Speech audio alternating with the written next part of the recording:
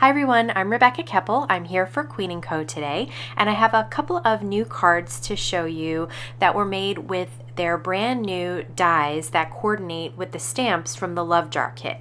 So I'll link to a video that I made with the Love Jar kit here so that you can see the entire kit and the stamps in action. A lot of customers were asking for coordinating dies for those long stems and flowers and everything that is in that stamp set, and Queen & Co obliged because they love their customers and they want to give you what you guys are asking for. So let me show you what I'm talking about. Here's the stamp set and some of the items from the Love Jar kit that I still had. And here are the new coordinating dies. They go with everything in that stamp set. So you can see all of the hearts are included in the die set. Each of the stems that have leaves on them are included in the die set. And I want to show you a really easy way to die cut and stamp with these. So the first thing I'm going to do is lay down the dies and adhere them with a little piece of tape. And then I'm going to run them through my Sizzix machine. I'm going to take the dies off, but I'm going to leave them on that large piece of paper in my MISTI. I'm going to put my magnet down, and now I'm going to take the matching stamps and I'm going to line them on top of the dies. The reason that I'm doing it this way is because if you just stamp them, you can see that the stems move around a lot. And that's great. If you're just stamping them and you're not die cutting them, you can twist them and turn them and make them into a wreath even. But if you want them to line up with the coordinating dies, you really have to make sure that they are in the same shape as the die. And this is a really easy way to do that, to have that negative piece and positive piece together. Once I line up the stamps and close the door, I pick them up with my MISTI and then stamp them. And you can see that that's getting me the perfect stamp and die cut. Now I'm going to stamp the rest of the images on the stamp set that have coordinating dies, and this time I'm going to do it the other way. Because these are easier to line up, I'm just going to stamp them in a bunch of different colors on a piece of paper that I can run through my die cut machine, and I'll line the dies up after. Again, with the stems, it's easier to die cut first, use the positives and negatives to line up the stamps.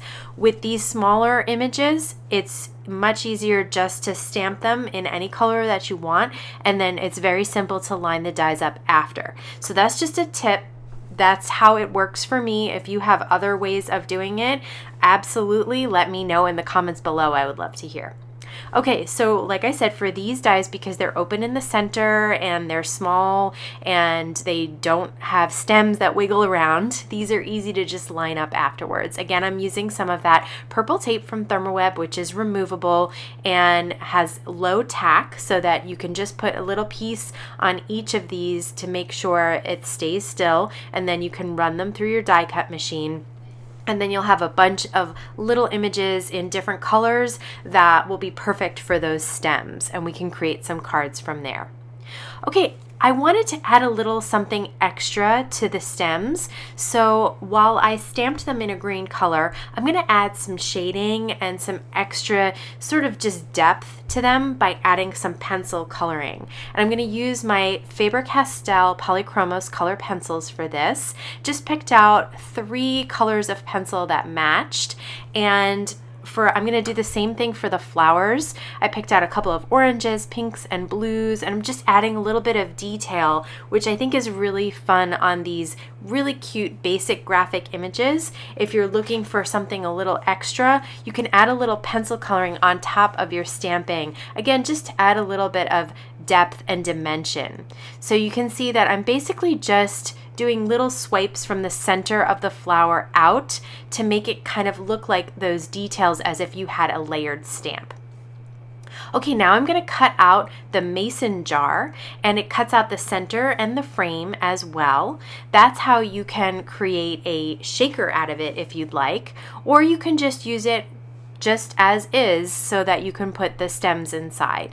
So now I have my gray frame and an interior piece that is blue. I'm going to cut out the lid out of some silver cardstock, and now I have a piece of 4 1/4 by 5 1/2 inch craft cardstock. I'm going to layer some peach Bellini from Gina K Designs on top. That is 4 by 5 1/4.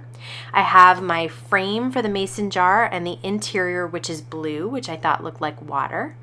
And I have a rounded piece of plaid pattern paper at the bottom that I thought looked like a tablecloth. So I'm going to set my mason jar on a little table, and I'm going to put some stems inside the jar here. I'm just aligning them, trying to move them around a little bit. The benefit of using the stamps, like I said, is that you can curve the stamp.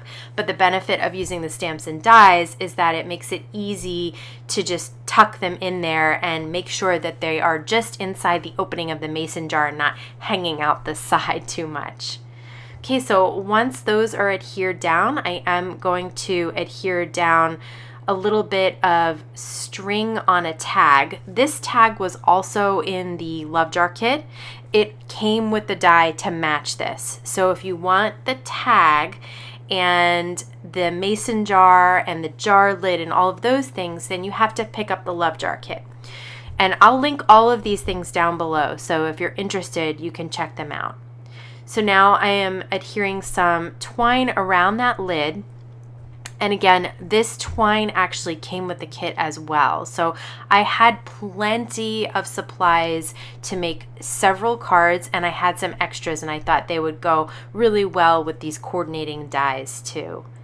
So I put some tape runner on the back of the lid and on the back of that twine as well, just to make sure it stayed in place. Now I'm going to lay out some of these flowers and leaves, and I'm just going to use some liquid adhesive so I can tuck things behind each other and move them around a little bit before it dries. That's the benefit, I think, of using the liquid adhesive, is you have a little time to maneuver them before things really get stuck down. And I just wasn't sure how everything was going to play out here, so I wanted to make sure that I had enough layers, things were on top of each other, and colors as well. Okay, I wanted that tag to stay where it was, so I used a Thermoweb 3D Zot to pop it up and just have it hanging off the side there. And now I'm adhering this whole panel down to a 4 1/4 by 5 1/2 inch top folding note card. I wanted to use that last little heart, so I adhered it with a Thermoweb 3D Zot on top of the stems.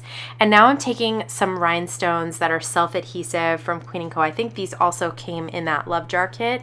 And I have some large, medium, and small that I'm using on the centers of the flowers. For the second kit, I did want to make a shaker.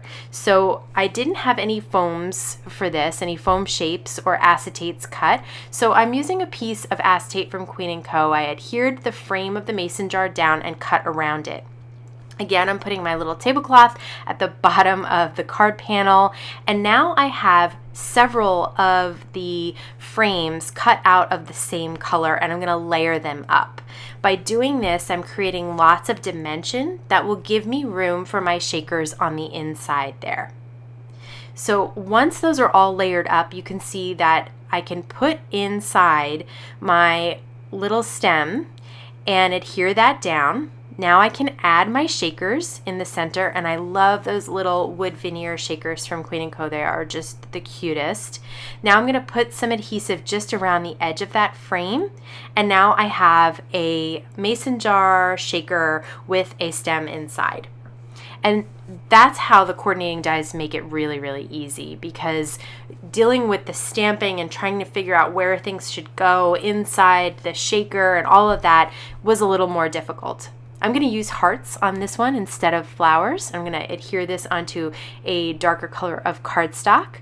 And again, I'm going to use that same tag die and a little sentiment from the Love Jar stamp set as well. I'm going to use some of the twine to put it through the tag. The great thing about that little tag die is it cuts the hole, it cuts the tag, and it cuts a little stitched embossed element around it as well. Again, I'm going to adhere the tag to the mason jar lid with the string, and then I'm going to adhere the whole thing onto the mason jar with some tape runner. So that's 2 cards made with the coordinating dies that work with the Love Jar stamp set. If you're interested in any of these supplies, they'll all be linked down below, both the Love Jar kit and the new coordinating dies.